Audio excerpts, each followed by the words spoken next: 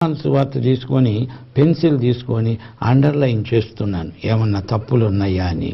విచిత్రం ఏంటంటే ముగించేటప్పటికీ అందులో తప్పులు నాకు కనపడలేదు, కానీ నాలో ఉన్న తప్పులన్నీ అది బయటపెట్టింది.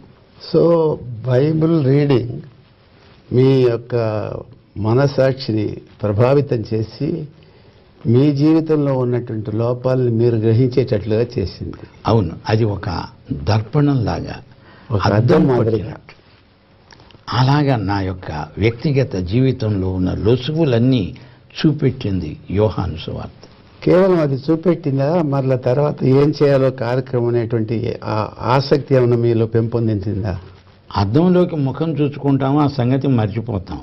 కానీ అలా కాదు, పొదస్తమానం రోజు ఈ పాఠాలు దొరలకు నేర్పాల్సి వచ్చింది. అందుచేత అద్దంలోకి నిలకడగా చూచే పరిస్థితి వచ్చింది. అందుచేత